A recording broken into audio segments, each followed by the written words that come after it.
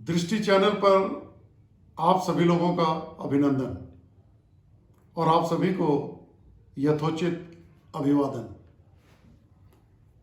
आज मैं हरमीत सिंह चाणक्य नीतियों के सीरीज के क्रम में आज आपसे बात करना चाहता हूं चाणक्य नीति नंबर 4 के बारे में। इसके पहले हम 3 नीतियों के बारे में बात कर चुके हैं।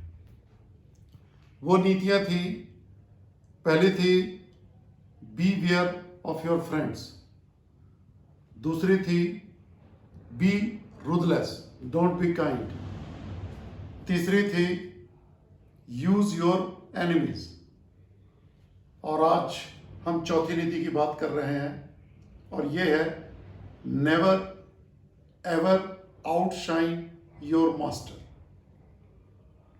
जैसा कि आम लैंग्वेज में, आम भाषा में कहा जाता है कि कभी भी गधे के पिछाड़ी और मालिक के अगाड़ी नहीं चलना चाहिए।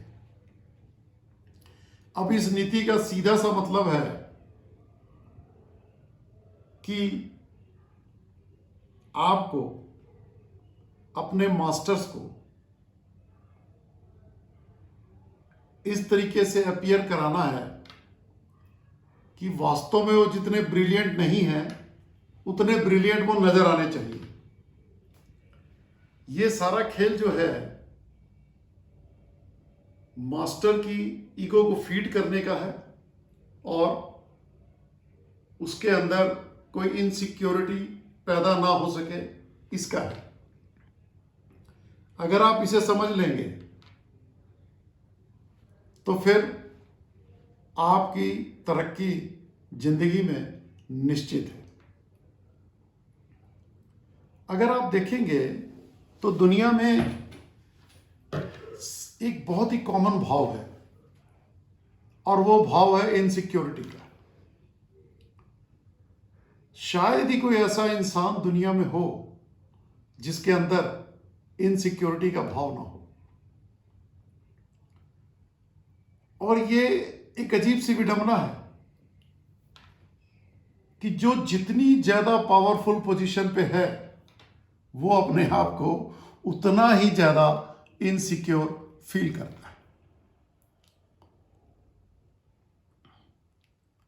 जब आप अपने आप को इस दुनिया में अनाउंस करते हैं, अपने टैलेंट्स का डिस्प्ले करते हैं, अपनी अचीवमेंट्स को दुनिया के सामने लाते हैं, तो आम तौर पर क्या होता है कि आप दूसरों के दिलों में एक रिजेंटमेंट, एक जलन का भाव और एक इनसिक्योरिटी अनायास ही क्रिएट कर देते हैं। ये बिल्कुल ही स्वाभाविक है और बिल्कुल एक्सपेक्टेड है। और ये दूसरे आपके इनर सर्कल के ही होते हैं जो पर्सनली या प्रोफेशनली आपसे रिलेटेड होते हैं। अब हम ये भी तो नहीं कह सकते कि दूसरों की पैटी फीलिंग को ख्याल में रखकर आप अपने जो टैलेंट्स हैं उन पर लगाम कसें, ये आप दुनिया में कुछ अचीव ना करें। ऐसा तो कदापि नहीं हो सकता।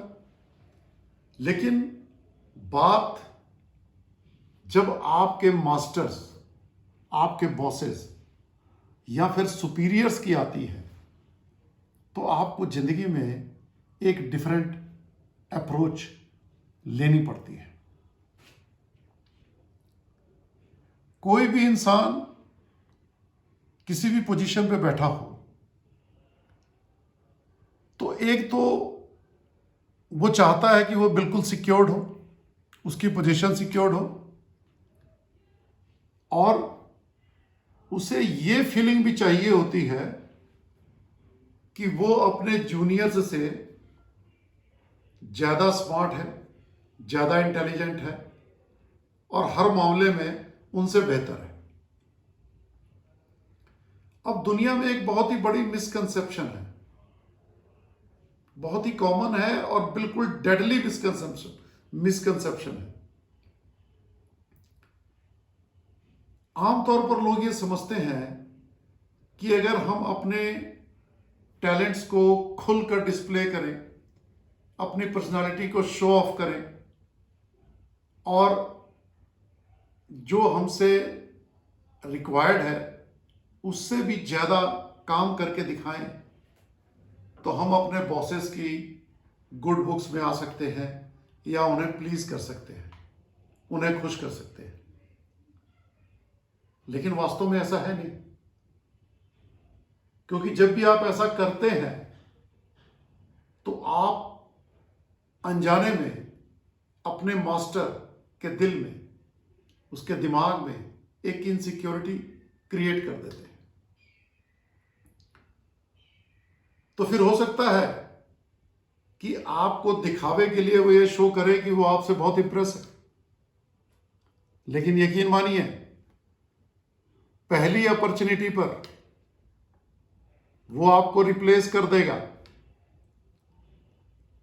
किसी लेस इंटेलिजेंट से, लेस कॉम्पिटेंट से, लेस स्मार्ट पर्सन से और of course less threatening person से।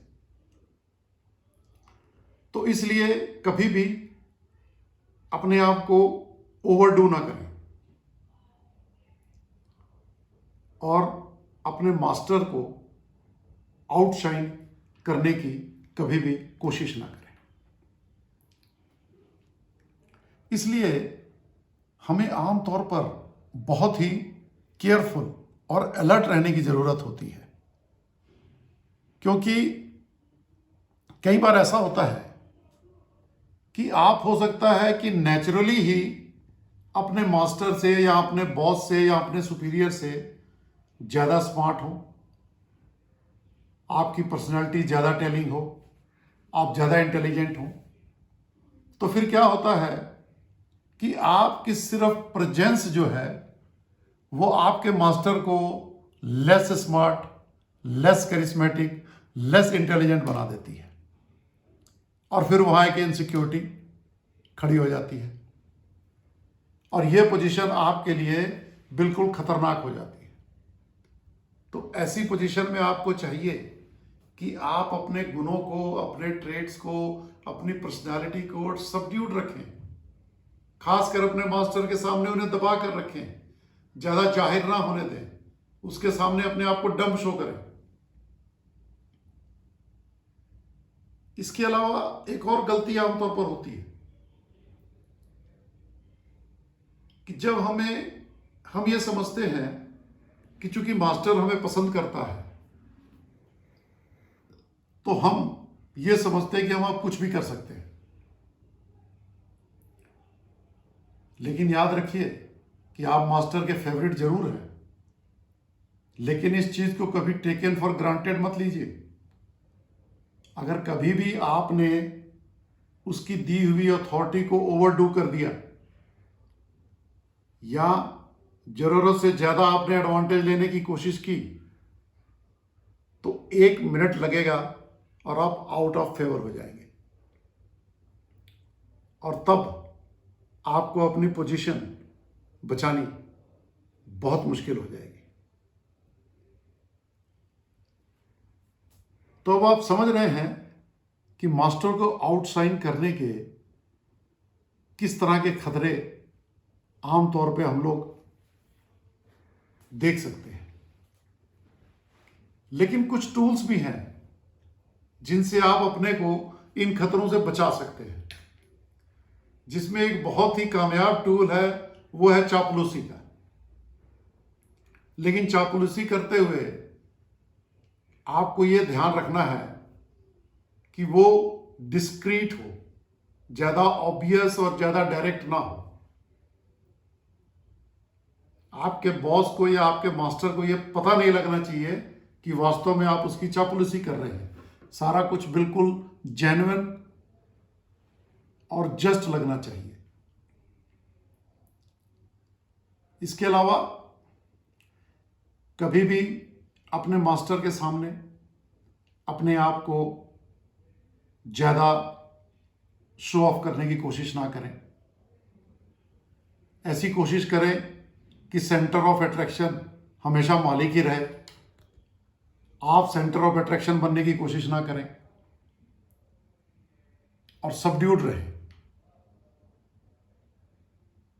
हो सकता है कि इसके लिए अगर आपको कुछ हार्मलेस सी मिस्टेक्स भी करनी पड़े तो करें, और फिर उन मिस्टेक्स के लिए उनसे माफ़ी मांगे, उनसे हेल्प मांगे, ताकि आप उनकी ईगो को फीड कर सकें।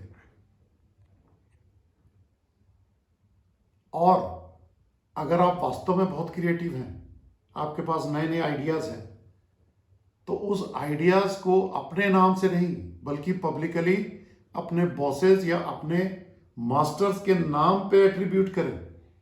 आप ये बताएं कि एक्चुअली ये आइडिया तो मेरे मास्टर का है और मैं उसकी एडवाइस से ये सारा कुछ कर रहा हूं।